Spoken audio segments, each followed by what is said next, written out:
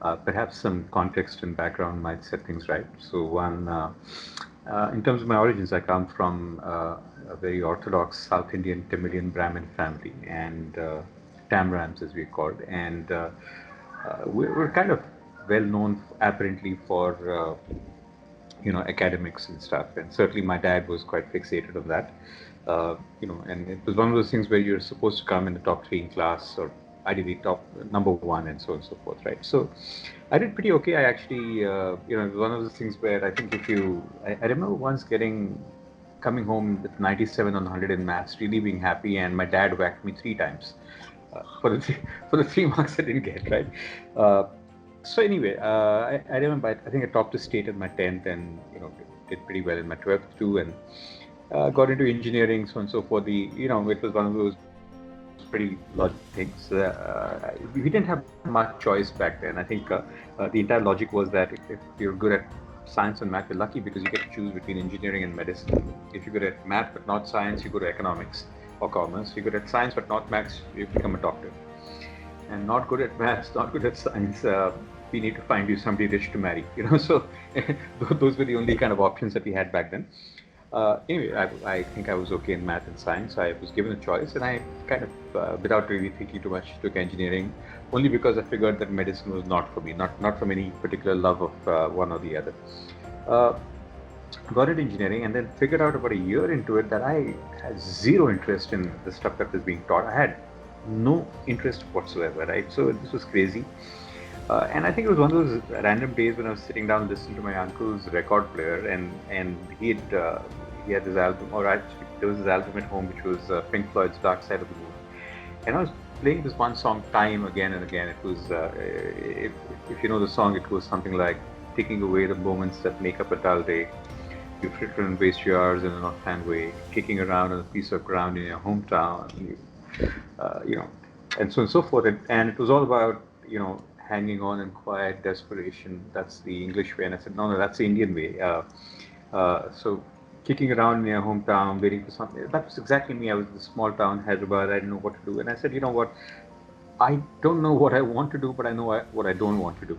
And I don't want to do college, right? So, and actually that kind of thinking has driven a lot of what I've done, which is I still don't know what I want to do in life. I don't have any particular ambition, a sharp ambition, but I know what I don't want to do. Anyway, so I decided to stop going to college, and very quickly my dad kind of figured out I wasn't going to college, and being the good authoritarian Tambram man that he was, he pretty much came back and said, "All right, here's a choice. You live in my four walls, you follow my rules, and my rules are you go to college." And that's about the only choice I had. I left home that day, and I just had some money from I think one of my NTS scholarships, and I didn't know what to do. So I went and booked myself a room at a sleaze bag cheap hotel for 50 rupees a night. And I found a job. The only job that was available to a non-graduate was a decorator salesman's job, and that's what I found the next day. Uh, I still am not a graduate, so I do tell my dad, yes, you wanted me to go to IIT, and I do go to teach there, but I'm sorry, I'm still a class 12 pass. Anyway, so the only job I got was as a door-to-door salesman selling vacuum cleaners, and I was terrible at it. But it taught me how to understand people and how to understand selling and marketing. So that was my MBA, and ever since I kind of figured out what I was reasonably good at was communicating and persuading and marketing. So in some ways, then I moved to advertising, which is like salesmanship in print, right, or on TV. I learned to write ads, create ads, and I worked in Hyderabad, I worked in Bombay, I worked in Delhi, then I did well. I went to Hong Kong. I then was a regional creative director at Ogilvy, the largest agency in Asia, doing some stuff. Pretty like okay, advertising career, won some awards, blah blah, all that stuff, directed some nice stuff.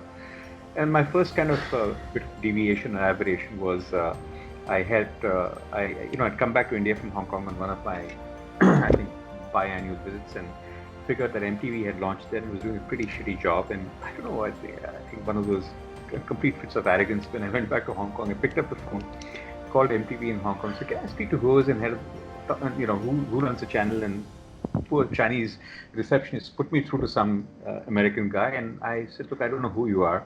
My name is so-and-so. I just went back to India and saw your channel. It's really a bunch of shit. It's complete crap. It's bullshit, right?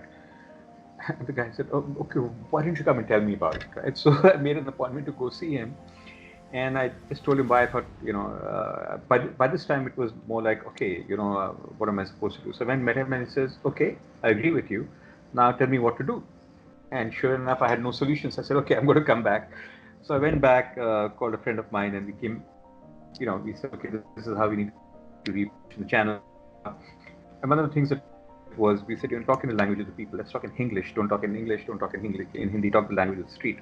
So the decline and fall of the language in India, which is the entire English thing, now there's Tanglish and Kanglish and everything. I'm kind of partially responsible for that. Of course, later on I came back and ran Channel V. So in my mom's eyes, I'm completely responsible for the decline of Indian culture in the last 20 odd years. It's me, man. I mean, I have destroyed this country single-handedly. Anyway, so I did okay there, and Ogilvy was fun, advertising was fun, but I kind of figured out that I was still kind of selling somebody else's product. They were getting rich, and so anyway, decided that I was really entranced by the internet. I read about it in 1993 in a Wired magazine. And I went to my managing director and said, "Dude, we've got to," at the head of Ogilvy Asia, and said, "We've got to do something online." And I said, Ogilvy, I think even today they don't know what they want to do online. They keep joking around that even 20 years later, 30 years later. Right? So anyway, I said, "Okay, guys, these guys don't get it." So I then discovered in another issue of Wired magazine that somebody had started an internet-based ad agency. I said, "Man, that's crazy." So these were three guys from Apple Computer I read about. So I figured out their email address, and then this is before the browser existed. So I was doing Unix chat and Pine and Elm and all that. If you remember that stuff. Got in touch with them, and they apparently, I didn't know this, they were really thrilled to hear from some big brand guy, because I was from Ogilvy, and those were three guys who had never run advertising firm who started advertising. They said, "Oh, it is a brand guy who got in touch with us." They said, "Hire him before he says no." So they hired me sight unseen, right? So here's me, a college dropout, getting H-1B visa to go to the US to be a creative director at a digital ad agency. Of course, I went there. I wanted to do consumer stuff. They wanted to do B2B stuff. And finally, they said, "Do whatever you want," right? And so I read about this small startup in Seattle. Before that, I read about this small startup in Silicon Valley that was, building a new portal. And I kind of called the CEO and said, "You need to do something." And he said, "There's no money." I said, I'll do it. So that was good fun. I went and met with Jerry Yang, David Philo. Who it was crazy. So I'd gone in my tie and jacket, and these two guys were in their like chuds and t-shirt, man. So I kind of figured out a different kind of that. Ended up redesigning Yahoo, defeating Exseed. I learned how to build websites back then. We did pretty well. Yahoo had a huge IPO. And then I heard about this other small company in Seattle, run by a guy who'd come from New York, and they had 6-7 people. They were doing something interesting. Again, I went to the management and said, "Look, I want that account." They said, why do you go up with these guys who have no money? I mean, you must be off your nuts. I said, "No, it's fun. Let's go do it. Only as long as it's profitable." I said, "Yeah, I promise I'll make it profitable." So wrote to these guys, landed up, and met a guy called Jeff Bezos, right, who was sitting at his desk. His desk was a table, upturned table. And so then started working with them. It was great fun. And among the things, I mean, at some point we had to, later on we had to design the account, because we were doing 15 campaigns a month and we were going crazy, completely crazy, right? We learned a heck of a lot from Jeff. And maybe that's a different podcast another day. But one of the really interesting things I learned from him, I remember, I was sitting at breakfast with him one day, and he was giving me some gyan on advertising. So here I am.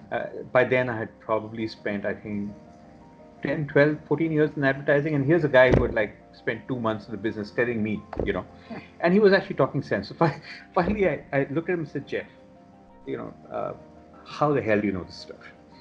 And he looks at me and said, "Mahesh, I own a bookstore."